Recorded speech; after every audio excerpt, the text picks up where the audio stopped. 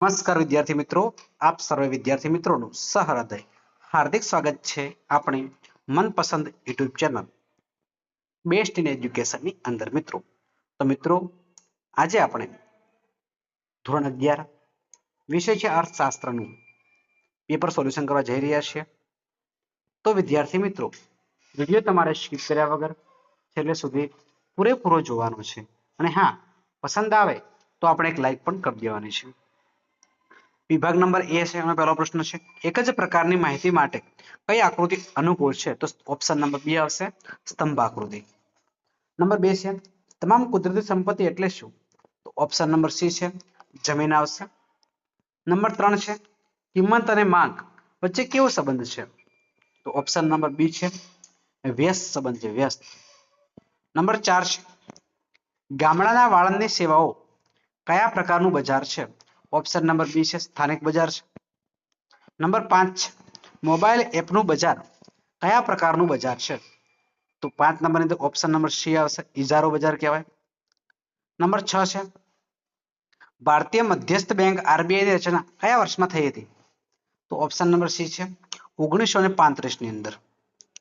Number 7 છે, ભારતમાં રેલવેની શરૂઆત કયા વર્ષમાં થઈ? ઓપ્શન નંબર બી, 1953 માં થઈ. નંબર 8 છે કે ભારતમાં આર્થિક નીતિ પરિવર્તનના કેટલા પાસાઓ છે? તો મિત્રો 3 પાસાઓ છે, ઓપ્શન નંબર બી. નંબર 9 છે, ખાનગીકરણ કેટલી રીતે થાય છે?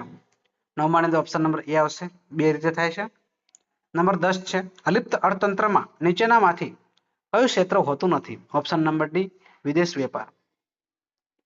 એના પછી વિભાગ નંબર 2 આવશે મિત્રો આપણો, એમાં 11 થી 15 પ્રશ્નો આવે છે, એક વાક્યમાં ઉત્તર લખવાના હોય છે. નંબર 11 છે, સંસ્કૃત શબ્દનો અર્થનો ઉદ્દેશ્ય શું છે? તો કશુંક મેળવવું થાય. શું થાય? કશુંક મેળવવું થાય. ગિફન વસ્તુ એટલે શું? તો ગિફન વસ્તુ એટલે મિત્રો હલકી પ્રકારની વસ્તુ, શું કે ગિફન વસ્તુ કહેવાય. નંબર 13 છે, ભારતમાં જાહેર બાંધકામ ખાતાની રચના ક્યારે થઈ?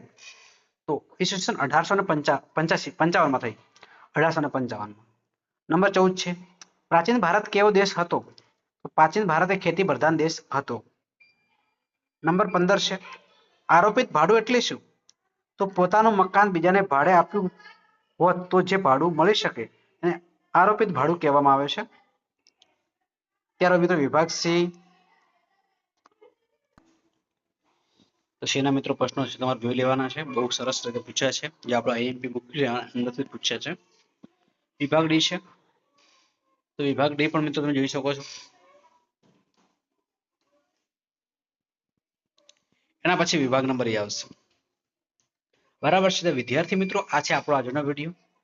વિદ્યાર્થી મિત્રો, વિડીયો તમને પસંદ આવ્યો હોય તો વિડીયોને અચૂક લાઈક કરજો.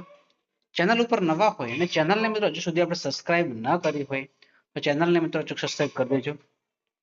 બાજુમાં આપેલા બેલ આઇકનને પણ પ્રેસ કરજો, જેથી કરીને આવનારા વિડીયો નોટિફિકેશન આપ સૌ વિદ્યાર્થી મિત્રોને મળતી રહે. ફરી મળીશું નેક્સ્ટ વિડીયોમાં. ત્યાં સુધી આવજો.